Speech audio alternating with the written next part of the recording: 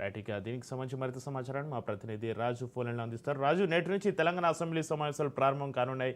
5 బిల్లులు 2 నివేదికలను ప్రభుత్వం ప్రవేశపెట్టే అవకాశం ఉంది. దీనికి సంబంధించి మీ దగ్గర ఉన్న డీటెయిల్స్ ఏంటి రాజు? Good morning Chakri. ఈ రోజు నుంచి తెలంగాణ అసెంబ్లీ సమావేశాలు ప్రారంభం కానున్నాయి. శాసనసభ, శాసన మండలి ఉభయ సభలు కూడా ఉదయం 10:30 ప్రారంభం కానున్నాయి.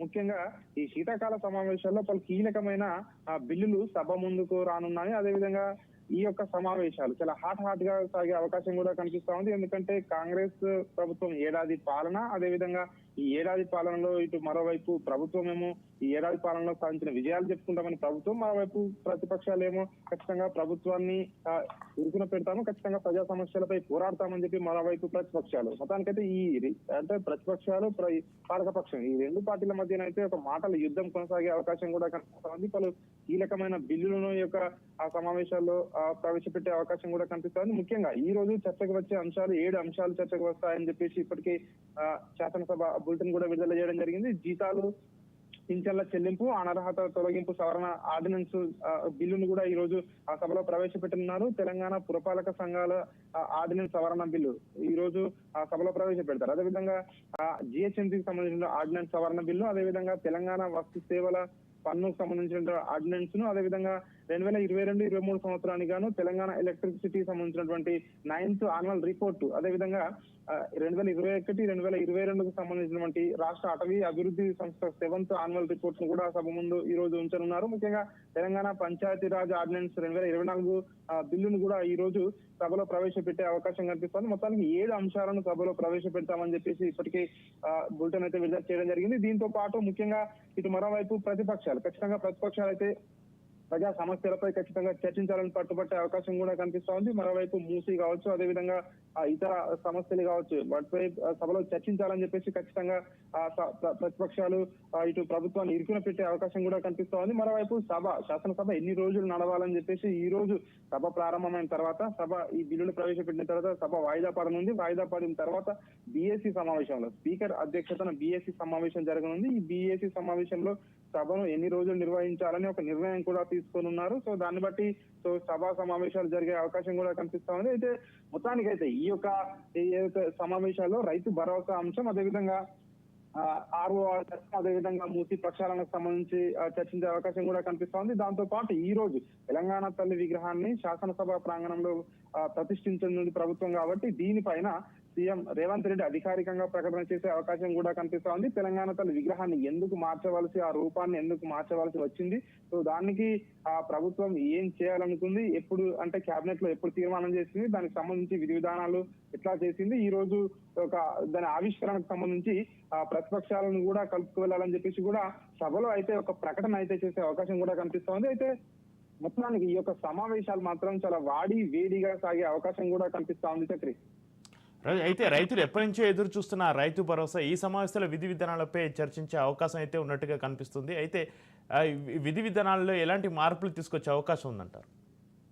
ఇప్పటికే రైతు భరోసాకు సంబంధించి దానికి కేబినెట్ సబ్ కమిటీ కూడా వేయడం జరిగింది. ఆ కేబినెట్ సబ్ కమిటీ కూడా దాదాపు నివేదిక కూడా పూర్తి చేసినట్టుగా కూడా మనకు తెలుస్తా ఉంది. ఈ సమావేశాల్లోనే ఆ నివేదికను కూడా ప్రవేశపెట్టి రైతు భరోసాను ఈ సంక్రాంతి నుంచి ఇస్తామని చెప్పేసి ఇప్పటికే ప్రభుత్వం ప్రకటించిన నేపథ్యంలో ఖచ్చితంగా ఈ సమావేశాల్లోనే రైతు భరోసా యొక్క దాని విధి విధానాలను ఖరారు చేసి ముందు ఇందులో చర్చించిన తర్వాత ఖరారు చేసే అవకాశం కూడా కనిపిస్తా ఉంది.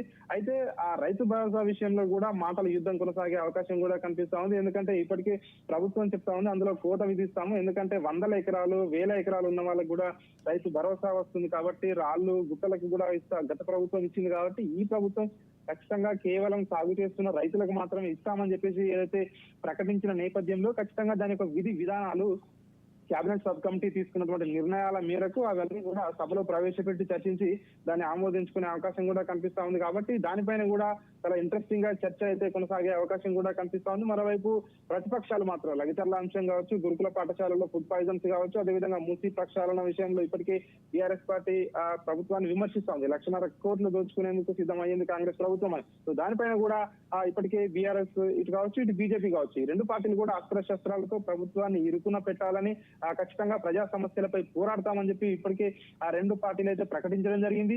మరోవైపు ప్రభుత్వం కూడా ఈ సంవత్సరం పాటు కూడా మేము ఖచ్చితంగా ప్రజా పాలన అందించాము, దానికి సంబంధించి విజయోత్సవాలు చేసుకుంటా ఉన్నాము. ఖచ్చితంగా రైతులందరూ కూడా ప్రజాపాలనలో సంతోషంగా ఉన్నారు. ఇంకా మిగిలిన హామీలు కూడా త్వరలోనే అమలు చేస్తామని చెప్పి మరోవైపు ప్రభుత్వం కూడా ఖచ్చితంగా ప్రతిపక్షాలకు కౌంటర్ ఇవ్వబోతోంది. మొత్తానికైతే ఈ మూడు పార్టీల మధ్య బీఆర్ఎస్, బీజేపీ, అదేవిధంగా కాంగ్రెస్ మూడు పార్టీల మధ్య ఖచ్చితంగా మాటల యుద్ధం అయితే ఈ యొక్క సమావేశాల్లో కొనసాగే అవకాశం కనిపిస్తా ఉంది. అయితే రాజు, ఇక అసెంబ్లీ సమావేశంలో భాగంగా ఇప్పటికే తమ పార్టీ ఎమ్మెల్యేలకు కేసీఆర్ దిశానిర్దేశం చేశారు నిన్న. అయితే ఈరోజు కేసీఆర్ అసెంబ్లీ సమావేశాలకు హాజరయ్యే అవకాశం ఉందా? ముఖ్యంగా అందరి దృష్టి మాత్రం మాజీ ముఖ్యమంత్రి ప్రధాన ప్రతిపక్ష నేత అయినటువంటి బీఆర్ఎస్ అధ్యక్షుడు కేసీఆర్ పైన ఉంది. ఎందుకంటే గతంలో కూడా ఆయన శాసనసభ సమావేశాలకు కేవలం బడ్జెట్ సమావేశాల తొలి రోజు మాత్రమే, అది కూడా కొద్దిసేపు మాత్రమే సభకు వచ్చి వెళ్ళడం జరిగింది.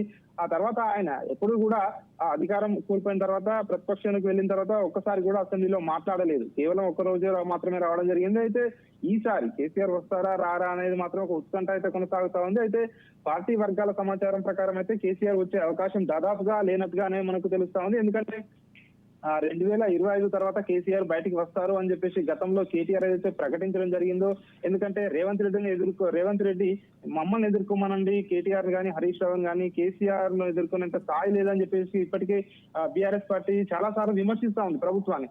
ఈ నేపథ్యంలోనే సభకు వస్తారా కేసీఆర్ రారా అనేది ఒక ఉత్కంఠ కొనసాగుతా ఉంది. అయితే ఎక్కువ శాతం అయితే వచ్చే అవకాశమే లేనట్టుగా అయితే మనకైతే అందుతున్న సమాచారం ప్రకారం. Right, thank you Raju.